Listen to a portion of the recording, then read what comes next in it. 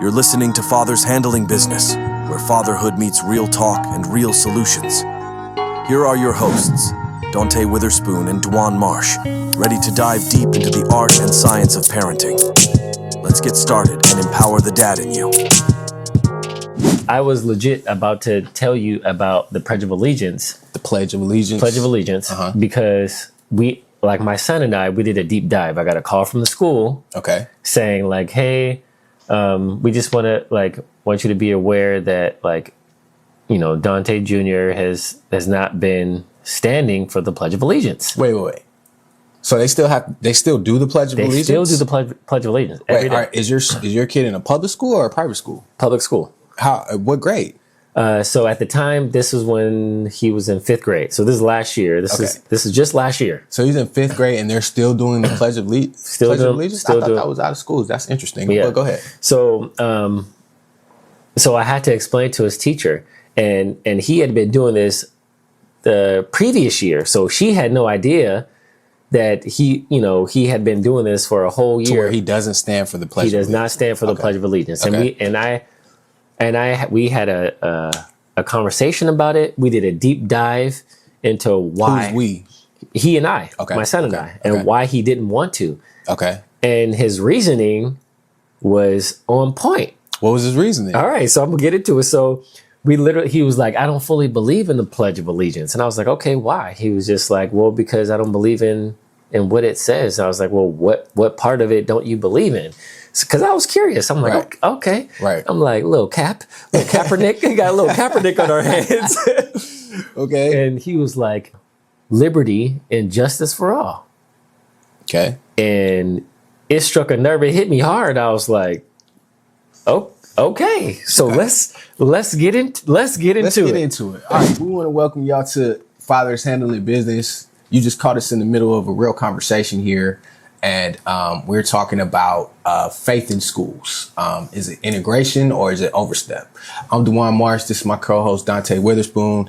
And he's breaking down why his son does not want to say the Pledge of Allegiance in his 5th grade class. What is he, 6th grade now? He's 6th grade now. Are they still doing that in 6th grade? In junior high, or is that only elementary school? You know what? I don't know, because he hasn't mentioned it to me. He hasn't mentioned it? Okay. Yeah. All right. So break down why Donté Jr., right? Yep. Donté Jr. does not want to say the Pledge of Allegiance. In 5th grade, this guy's what, 10 years old, 11? Yeah. So it actually started in 4th grade. Oh, wow. So it started in 4th grade, but it wasn't brought to my attention until 5th grade, because his 5th grade teacher was like, she had this whole stance and like, why isn't he standing for the Pledge of Allegiance? Like, what's going on? Like, she probably thought like, his parents, he'd be Black Power. Yeah. So I was like, I had to explain to her, like, this is something that he concluded on his own. And as his father, like, I wanted to know the why behind it. So I remember picking him up from school and I was like, hey, let's have a conversation about why you're not standing for the Pledge of Allegiance.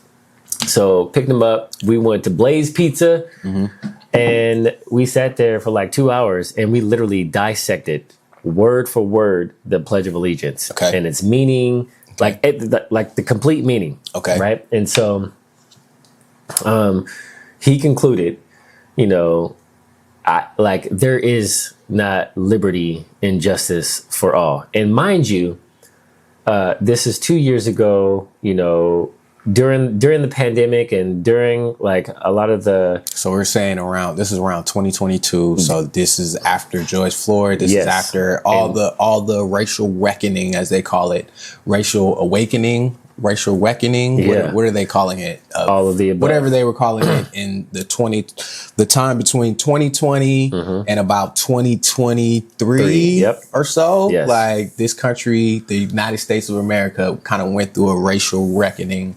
And if you were alive during this time, you would know this already. Yes. So go ahead. And so he is a very empathetic person. He saw all that. Okay. Right. It was everywhere. He was around 7 in 2020? And yes. So he's like right around that age. Okay. And so like he's very in tune. He's very aware. Okay. And so he saw all that and he saw, my son saw that there is not liberty and justice for all. And we died. I was like, well, do you understand what liberty is? Like, right. And he was like, yeah, freedom. Like, Right. And so, for him to like want to, know how to articulate why he wasn't, because he couldn't. And that was the thing. Like, his teacher said, hey, why aren't you standing? And he was, and what he told her was like, because we had this conversation the previous year. Right. He couldn't articulate to her why he wasn't standing, but he knew he wasn't going to stand, and it was his right to not stand. And so she wanted to know, and that's why she contacted me. Got you. And so I was able to explain to her, like, hey, a year ago, he made this decision on his own that he wasn't going to be standing for the Pledge of Allegiance for this reason. And so I gave her the reason. I told her that, we spent, a few hours dissecting the Pledge of Allegiance and how he felt about it and his experience and the last, during that time, last 3 years, 4 years or whatever.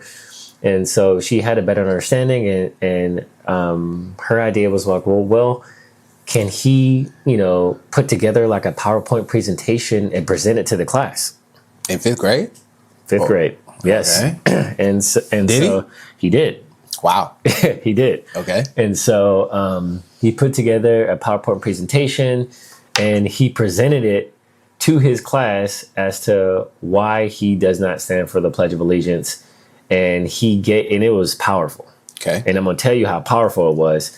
So he broke the Pledge of Allegiance down, its meaning, and its hypocrisies, right? Mm-hmm. And by the end of the presentation, standing ovation, he asked, his classmates questions based on his presentation, and he handed out candy and all that stuff, right? Were you there? I was there. Okay. Yeah.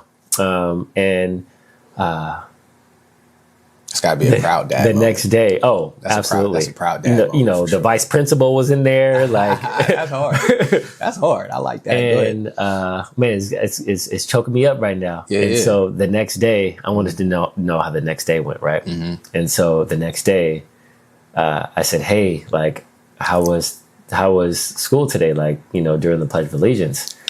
And he was like, and he kind of like played it off all nonchalant, but I was like, I knew it was big. I knew it was big. He was like, oh, it was cool. He was like, yeah, only like 3 people stood. What? I was like, what? Wow. He got them all on their side. I was like, what? And so, and to his credit, so as he was asking questions, after his presentation, some of the other students raised their hand, and they're like, oh, like, we understand why you don't stand now and why you don't participate in the Pledge of Allegiance. And so some of the other students were like, all right, so like, we understand, like, do we have to stand? Like, cause I'm in agreement with him. Like, there isn't liberty and justice for all. And so the teacher was like, yeah, as long as you can articulate why you're not standing and you're respectful. Right. And so I think that's fair. Like, there's a lot of patriotic people in this country, and I get that, but there's also the other part. And so, like, while you could be patriotic, you can also have an understanding that, the things that are being recited in the Pledge of Allegiance, there's a lot of hypocrisy in it and non-truths to it, right? And so if you're going to break it down, what's the just so I can know what you mean by non-truths. What are the non-truths? Well, the end of it, liberty and justice for all, and then my son also brought up, the part about God, right? And so what part, or what was the point? That we've taken God out of school. We've taken God out of school, and so you're having a pledge. Indivisible, with liberty and justice, one nation under God, right? Okay. So he was explaining that, we're one nation under God, but you've taken God out of schools. Yeah, we're one nation, but we have 2 major political parties that are separated, literally dividing the country, dividing the nation. And so for a fifth grader to bring this up and to shed light, in his classroom and to give understanding to his classmates, that was huge. And I think the huge part about that is not even the political part, but the God part about you've taken God, and he did the research, and it was like you took God out, you took prayer out, because I don't know if you guys remember, they took prayer out of school, they took the Bible out of school. Correct. Right. So thus taking God out of school. So just to give the historical context.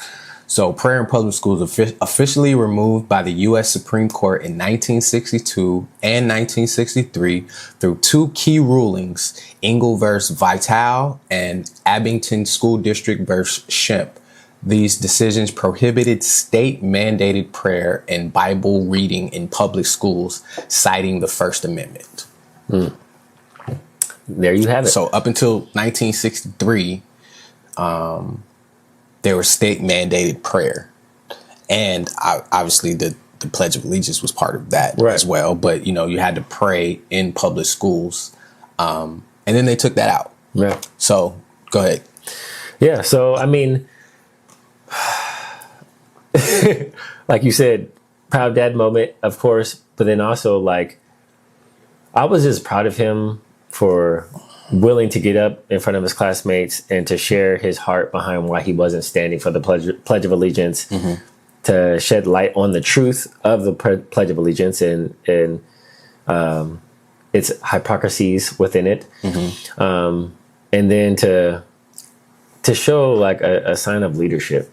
Yeah, that's dope. Yeah. And his classmates follow suit. Like they were like, nah, it was like the equivalent of like, we taking a knee. Right.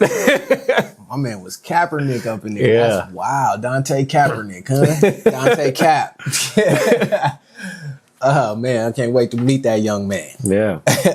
That's wow. I mean, so I agree with you on that standpoint that I'm about the fatherhood part of it, just being a father and seeing your kids stand up to the hypocrisies and calling it out. And I think that's the same thing that Kaepernick wanted to do, was to speak to the hypocrisies and start taking us towards, living up to what it says. And so I'll push back a little bit because, I do believe that, integrating faith-based teachings can enrich the moral and spiritual development of our kids. Obviously they took it out in 63, and we can see how much, death and destruction has happened in our schools. Yeah. The school shootings before and the school shootings after are, night and day. But, in Deuteronomy 6:7, it talks about teaching God's commands to our children. Yep. Like that was literally the first introduction to schools, like why they even made schools, you know what I'm saying? Yeah. And it was for the kids to be able to actually read, the Torah, the commandments, you know what I'm saying? Before that, it was just the rabbi, like as we saw in The Chosen, the rabbi would just read the scriptures to you. Right. And it was more of an oral communication of the scriptures. You're just listening. Then once now we got paper and paper mill and blah, blah, blah. So now we have Bibles and blah, blah, blah. So actually you want them to be able to read it for themselves.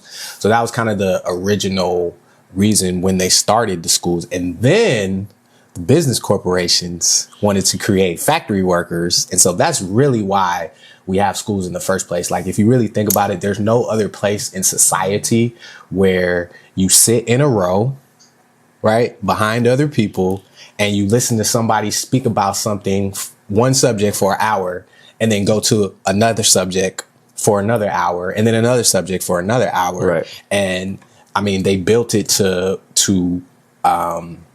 mirror factories. So that's really why we have schools. Like back in the day, people didn't go to schools. They would just learn what they need to learn real quick. And then they would go out into the field because most people were agriculture and farmers and, you know what I'm saying, things of that nature. So you would just go into your field. There was no like, but that's another story. You're speaking some truth right now. That's another story for another day. For that. Y'all not ready for that's that. Another story for another day. But, you know, in having schools, one of the things that we had was prayer in schools. Mm-hmm. And, you know, obviously they took that out. And so it's a complex issue. We talked about the historical things. You know, we talked about young Donté Jr. like, nah, man, nah. But I do want to point to the fact that hypocrisy is just a part of human nature. Yeah. And so sometimes, you know, we have to say things that may not be true right now, but we are saying them so that they can be true. And I commend him for bringing that up, you know, but also we want to be careful because we understand that while it's not true right now, we want it to be true. Yes. We want it to be one nation under God, indivisible, with liberty and justice for all. That is the hope and prayer. That is the hope and prayer. But if you really think about it, back in the 60s, before that and all that kind of stuff, the liberty and justice that I have today in 2024 is not the same liberty and justice that my great grandfather had. I can probably even just say my grandfather had. Even my mom was around when Dr. King and Martin Luther King, sorry, Dr. King and Martin Luther King, Dr. King and Malcolm X were murdered. Right. So she was alive during that time. She told me about a time when she's from Chicago. And so she told me about a time when the only restaurant that they were allowed to go to was the Muslim restaurant ran by Elijah Muhammad in Chicago. And she said that was the time when they dressed up, right? And so I was reading Malcolm X autobiography, right? Okay. And he was just talking about how Elijah Muhammad had Chicago on lock, Detroit on lock, and they had these restaurants, right? And I was just telling my mom about it. She was like, oh yeah. She said, Daddy, which is my grandfather, call him Daddy. Daddy used to take us to that. And there were 7 of them. So, well, 9 of them, grandma, grandfather, and then 7 kids. Okay. She was like, Daddy used to take us to that restaurant that Elijah Muhammad had because that was the only nice restaurant that they could go to. Right. And she was like, yeah, we used to have to dress up and, you know, they used to be serving us and yes, sir, no, sir. And they taught us how to use the knives and you know, just all that. Right. Wow. One restaurant in all of Chicago that, you know, a black family could actually go into and be treated with respect, right? Dignity, liberty, and justice, right? So we're talking about in my mother's lifetime, not even my grandfather. We're talking about my mother's lifetime. And to fast forward to now, you know, in my lifetime, in my kids' lifetime, we definitely have more liberty and more justice. Oh, yeah, absolutely. Can we agree on that? Absolutely. Yeah. So, you know, sometimes we have to set the thermometer. Right. I'm sorry, not the thermometer, the thermostat. Sometimes we have to set the thermostat. Sometimes it's 58 degrees in here, but we gonna set it to 70. Yeah. Even though it's not 70 right now, you know, we're believing that it's gonna get there. And so, you know, sometimes we have to, you know, remind people like, yo, we don't have liberty and justice yet. But we still gonna say this because this is what we're believing to have, you know. So yeah, I mean I understand the concept and, you know, positive speaking, and I get it. And then I also get, because I mean I said the Pledge of Allegiance all throughout school without even thinking twice about it. You know, it was just the thing that you did. I said it in elementary. I remember. And so you know, I did all those things. So it was my son who shed the light. He was able to see the things that are going on in our world, and he was able to comprehend at a very early age and understand and show empathy. And it's like, no, this ain't right, and speak up on it. Like, so my question to you is, do you think that faith-based teachings could be benefited in public schools, could benefit public schools. 1,000%. Okay. So how can schools include religious education while also respecting all beliefs? Well, I think it boils down to going to, and you're talking about public school. We're talking strictly about public school? About public schools, because private schools you're paying for, and so whatever the private school is doing, you're paying for. In public schools, we pay with taxes, but it's different, right? Like let's not get semantic here. Like we know it's different. Like we're paying with taxes, but it's different when you go to a private school. Like first of all, when you go to a private school, you have to be admitted. Mm-hmm. Right? You know what I'm saying? Like you just can't go. Like they actually have to admit you, and what the curriculum is, what they're teaching. It's usually a Christian school or a Catholic school or et cetera, et cetera. Yeah. Right? For most public schools. Yeah. I'm sorry, for private schools. Yeah. But for public schools, that's just a legality that, you got to send your kids to school. So send us here. Send them here. Right. With us. So, how can we respect all the beliefs, but also still include, one nation under God. So basically this country was built under God. So if you live in this country, you can have your beliefs, but according to the Constitution, according to, the Pledge of Allegiance, we're one nation under God. Yeah. I think, to get around all the red tape and to respect all religions while being in public school, the only way to get around it is for the students to drive it through clubs. And so really and truly, it's the only way, because they're not going to have the teachers teach it. Correct. It's not going to be a part of the curriculum. Correct. And so it has to be student driven. And so what does that mean? It means us as parents who call ourselves believers, Christ followers, we need to be doing our jobs at home with our kids, training our children up, right? Right. And so if we are going to expect our kids to follow suit, then we need to start at infancy, right? Training them up so that they can go out into the public schools and be the only Bible that some kids may ever only see, right? So let's talk about the clubs. Mm-hmm. So in my church, they have this thing called Jesus Clubs. I believe that's what it's called. I could be incorrect, but Jesus Clubs, what they do is they go out to the different high schools. It's youth in our church, and they go out to the different high schools, and they lead these clubs during lunch, during whatever. Okay, cool. So now we do have Jesus Clubs in Southern California, in some schools, right? Usually student led, right? So then we also have Wiccan clubs and the satanic clubs as well, because if we're being fair to all religions, right? Like there are devil worshipers, there are satanic worshipers of Baal, Baal, like they are there. And so they should have their right to worship as well. So what is your view on opposing views? I mean, let's just talk about those two clubs right there. We have the Jesus Club and then we have the Satan Club, the Satanic Club. What's my view? My view is this is why we have so much division in the world. It's literally like the complete opposite. Literally night and day. It is night and day. Like light and dark. It is night and day. But I think it's important, and this is just my view, I think it's important to have opposing views, because a lot of times opposing views can expose the truth. The inconsistencies, right?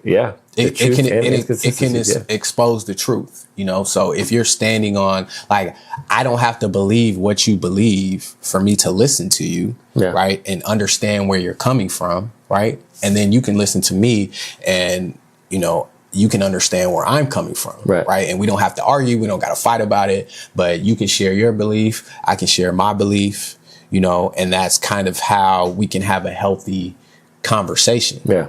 Right. Tell that to I'm gonna stop right okay. You said tell it to what? I was going to say, tell that to a Democratic and a strong Democratic and a strong Republican. So yeah, having healthy opposing arguments, having opposing arguments and listening to opposing arguments is healthy in my opinion. And you were saying something about, you know, the Democrats or I was saying, like, I mean, tell that to a strong Democratic and strong Republican. Maybe want to tear each other's heads off with their views, like to have you know opposing political parties listening to each other's, you know, right. You know, but I think a lot of that, I think a lot of it as viewers, we look at it as they're going at each other, but a lot of it is just theatrics. It's just acting. Like a lot of them are lawyers, right? Most of them are lawyers, and most of them, as a lawyer, and I'm not a lawyer, but I know a few. As a lawyer, you have to know how to debate both sides of the argument. Oh yeah, right. And so whether you believe it or not, you have to be prepared to, you know, debate an argument. You know what I'm saying? Whichever side, you know, you are picked to be on. And, you know, we don't have a lot of debate teams. And I think everybody should be a part of a debate team growing up, just because it gives you the chance to look at the opposing view. Right. Regardless of how you feel about it. Right. You know what I'm saying? And I think that's a lot of things that gets lost is like, when we watch these Republican debates or Democratic debates or them going against each other, we put our feelings in it because of how we feel about what they're talking about. A lot of times they don't even have their feelings in it. Yeah. You know what I'm saying? Because they're kissing and hugging backstage. You know what I'm saying? Or they'll go after each other on stage, like it'll be when they're doing like the Democratic primaries or the Republican primary, they'll go at each other on stage, and then once they lose, they're like, I'm throwing my support behind so and so. You know what I'm saying? So were they really emotionally involved in it? No. Yeah. I mean, it's theater, it's theatrics. You know, so having those opposing views, let's just say there is a devil worshiping crew in school, and then there's a Jesus crew in school. I mean, I know a lot of people cringe, but I think that's dope, because I think that, for one, I'm really about tell me where you stand, right? Because I know how to deal with you. Like, if you're a racist, let me know.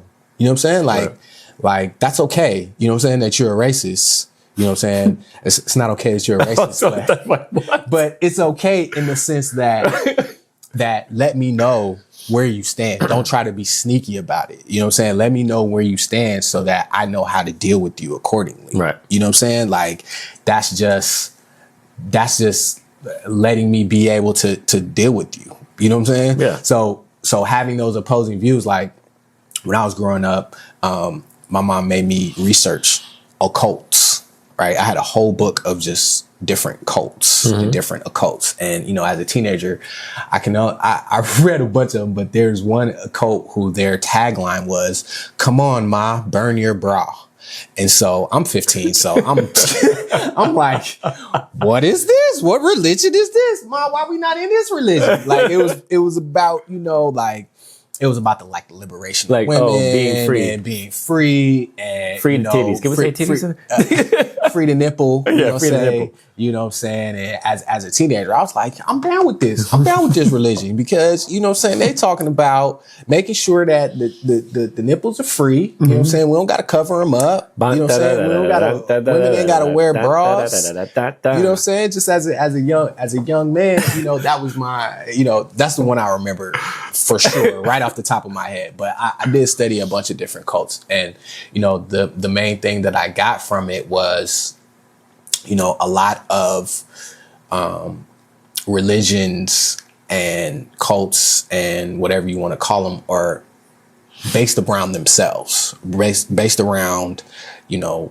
hedonism, really what all religions is about. Is like, I'm going to tell God how I'm going to worship you, whatever God that is, what I'm saying? I'm gonna do it this specific way, or, these women can't do this, or they have to wear these long dresses, or they got to cover their face, or they got to do this, or they got to do that based on my opinion of what I think God wants, And so, it's a good education to have, in my opinion, if we're strictly talking about bringing religious practices into school and allowing them, because they do allow them, but they don't push them. Right. So, how do we respond to, concerns about violating the separation of church and state?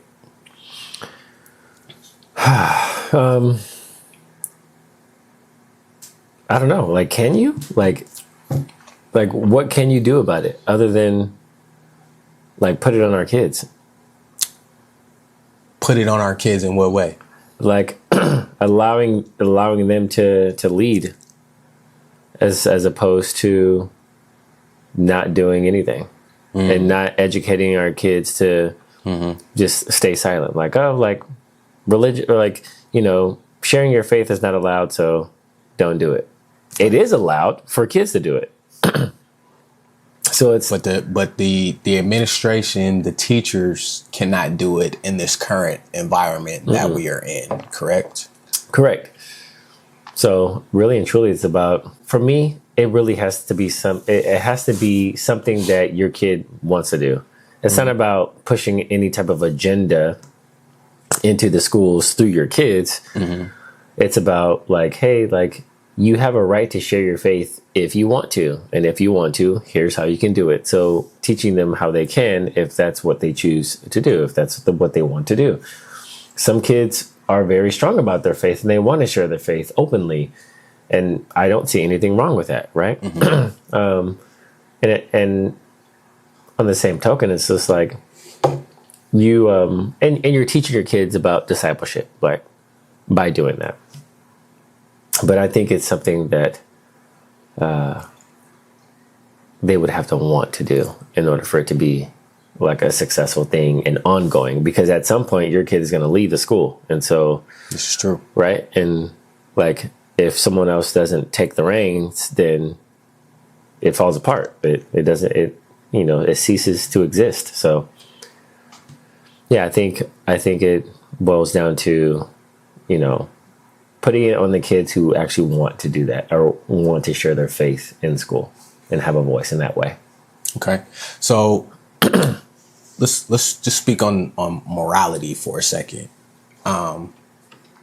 Faith teachings can provide moral grounding and character development, which is, lacking. Argumentatively, you can say that is lacking in secular education. So if we don't have prayer in schools, we don't have religious teachings in schools, how do we install morals into our children while they're being educated? Yeah, is that even the responsibility of the school? Like, do we even put that on?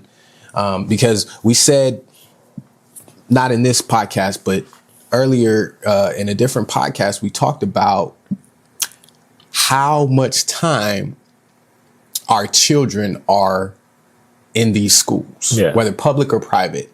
The influence that they have. The influence that they have, either public or private, they're in school for at least 8 hours. Let's just say 8 hours just to keep it round, because they got to get there. They got to get to their class. They may have sports. They may have after school activities. Yeah.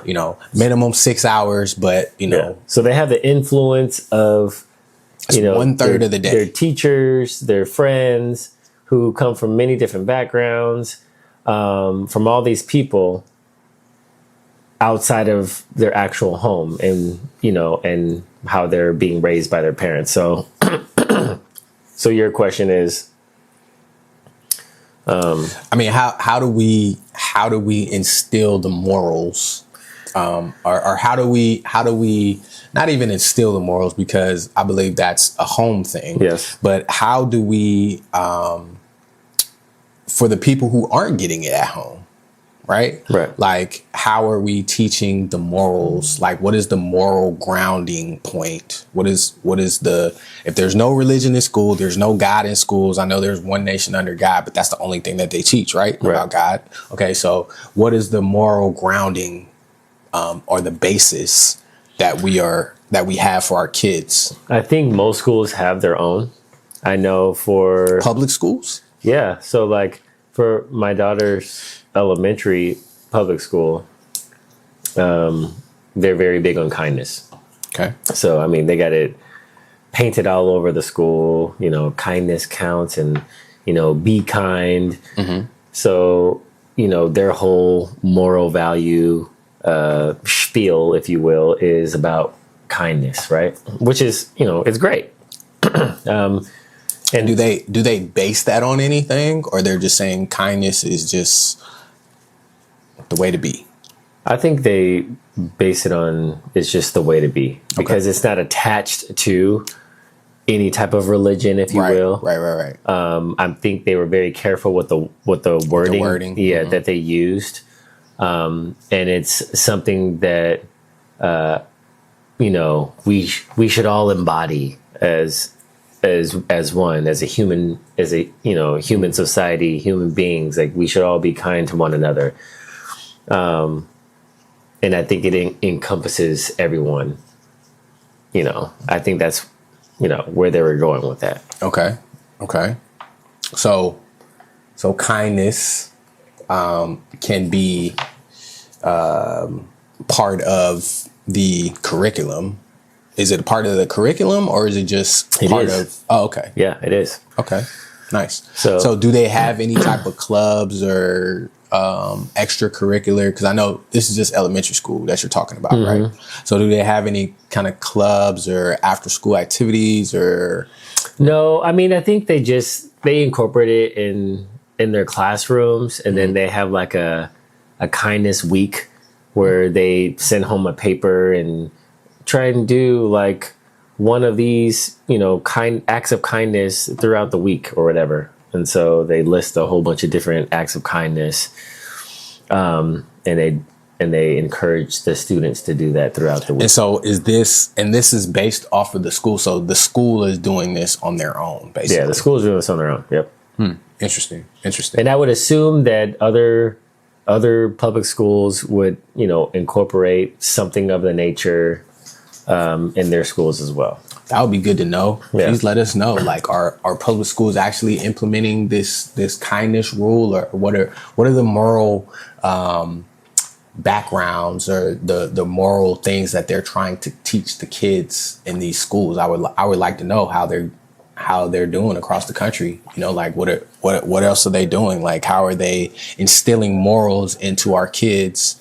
You know, in this public school, you know, age, when there's no religious teachings. You know, not necessarily saying that there has to be a religious teaching, but, you know, it's supposed to be one nation under God, according to the Constitution and the Pledge of Allegiance. So, but what I do want to point out, though, is kindness is one of the fruit of the spirits. Correct. I don't know if they know that, but I know that. Correct. Right. So that's what I'm saying. Like, you know, obviously that's a characteristic of love, you know, is kindness. Yeah. And God is love, obviously. So, you know, that's a characteristic that they're kind of just like, this is kindness. We don't know where we got this from, or we're not going to tell you where we got this from. Right. But we know where it's from. Right. I mean, if you think about the moral compass as a whole, it's from the Bible. Correct. It's from the Bible. Correct. And so if you think about like the rules and regulations, even that we have to abide by, you know, like, it's wrong to steal. It's wrong to kill. It's like, where do you think that comes from? It comes from the Ten Commandments. Like, so the moral compass is from the Bible.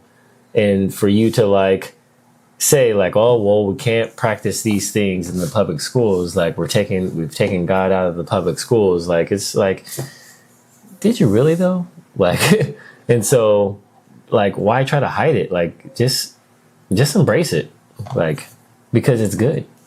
Well, if they embraced it, then it would be not diversity and inclusion.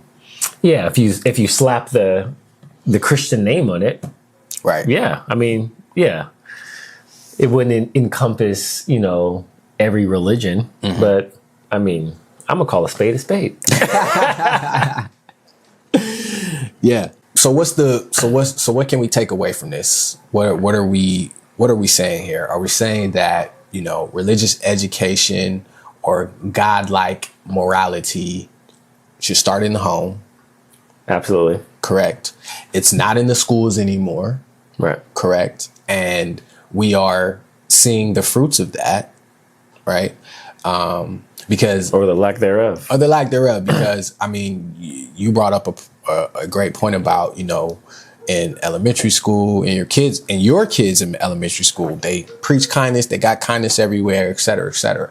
But is that really everywhere? Is that something that's actually being taught everywhere? Right. You know what I'm saying? Like, to me, that sounds like a special situation. Because I've never seen that before. When my kids went to elementary school, I didn't see that. Right. I know that they taught, different kind of stuff, but like, what are the teachers teaching? You know what I'm saying? And by the time they get to middle school, do they still have that moral compass? I don't think so. I think these middle school kids are on a whole different level. So is the solution to reintroduce faith and godlike morality into the schools? And if we can't do that, what's the solution? Yeah, I think it boils down to, again, us. Like us in the homes. Fathers. We have to do our part in raising our kids. Like, if you're a dad and you have a child, whether they live with you or not, like, I really urge you to be a part of their lives. Like, it is so, so important. You have a lot to give just by being there. Facts. Just by being there. And so if you have the opportunity to be a part of your kids' lives, don't let this time go by to where you haven't had an impact when you could have. Yeah. It's very important. And I'll go back to what I said earlier in Deuteronomy 6:7, which talks about, teaching God's commands to your children. That's so very important. We definitely want them to, learn and study and on their own, but they're only going to do what we do. Mm-hmm. I mean, at the end of the day, they're either going to do what we do or do the exact opposite of what we do. Yeah. Like, if your dad was an alcoholic, you either are an alcoholic or you don't even touch alcohol. Yeah. You know what I'm saying? Like, obviously not every single case, but most cases and most kids, especially boy children, they either want to be just like their dad or they want to be the total opposite of their pops. It all depends on the situation, the environment that they grew up in, and their experience. Yep. Yeah. It's the influence. So what type of, and like us being Christian men and followers of Christ, don't let that deter you, or like, you are who you are, and be okay with that. Like, you can still have, no matter, take religion out of it. Like, you can still have a positive impact on your child's life by being a part of it. Like, influence is key, right? And so and you're influencing whether you know it or not. Yeah. Whether you do it actively influencing or inactively, you're influencing them. So because more is caught than taught. More is caught than taught. Preach, brother, preach. More is caught than taught. Break that down. What does that mean? More is caught than taught. You can tell your kids to do a certain thing, but they're going to do what they see. And so whatever they catch you doing, like that's what they're more apt to do. And so I was joking around with my son the other day. I was like, man, I know that because I do things that are not right sometimes, like text and drive. And so, and my son, he's in the front seat, he's watching me. Right. And more is caught than taught. I'm like, look, I know I need to do a better job at not texting and driving. Right. And so, I just be a better texter and driver. And so I tell him this, like, I'm like, do not, like, once you start driving, he tells me all the time, like, get off your phone, Dad. Like, dang. Yeah, he tells me all that. Yeah, he's on me. And so he knows.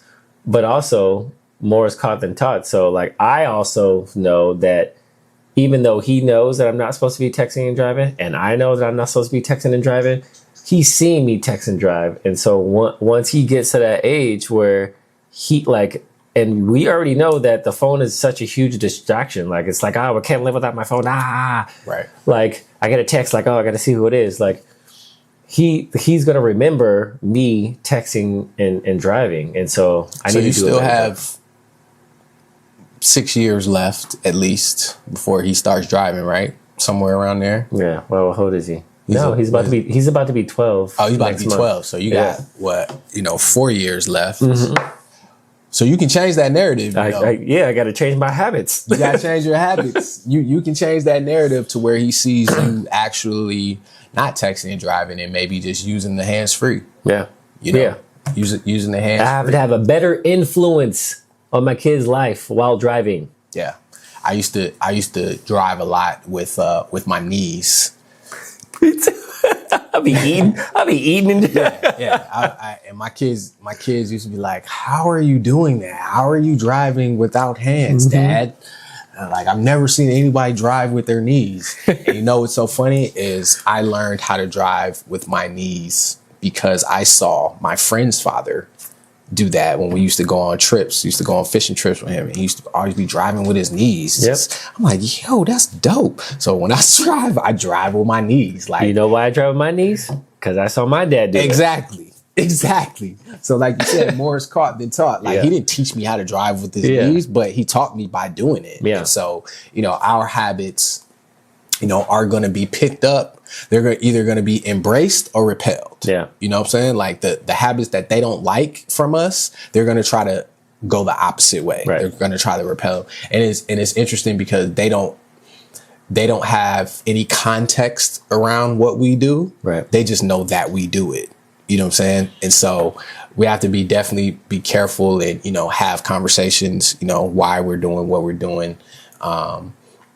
And just be cognizant of those type of things because they pick it up. Mm-hmm. They pick it up. More is caught than taught. I like that one. Yeah.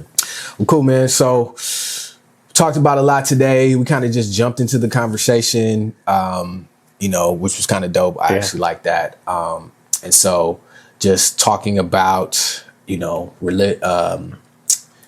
want to say religion because religion is man-made, but just God in schools, right? God in school, faith in schools, morality in schools. And as always, we want to know what you think. Let me know if I'm tripping. Let me know if he's tripping. He's definitely tripping. But let me know if I'm tripping in the comments. Let me know what you've seen in your schools around wherever you are, as far as, how they're implementing morality in schools. Are they still doing the Pledge of Allegiance? Because I didn't even know that they were still doing that, to be honest with you. And, how they can, what are the best practices? You know what I'm saying? What should we be doing? What can we do? When we talk about groups, because if you let one group in, you got to let all the groups in. Me personally, I think that that's great. I think that is a great learning tool to see what the other side is doing. You know what I'm saying? Sometimes you got to see what the other side is doing to be like, y'all doing that? Yeah. Nah, y'all tripping. You know what I'm saying? Just to be able to know what they're doing, because a lot of times we're just speculating what the other side is doing. Right. You know what I'm saying? But actually going to those groups, seeing what they're doing, seeing, you know, how they do it, you know? Yeah. And, you know, it can definitely strengthen your truth. I know it did for me when I was reading about different cults. It definitely strengthened my truth because I was just reading it like, y'all doing this? Except for the burn your bra stuff. That was one thing that I did. No, I was playing. But like I said, let us know your thoughts. We appreciate you checking us out. This is Fathers Handling Business. I'm Dwyan Marsh. Donté, be sure to join us next time. Till next time. Peace.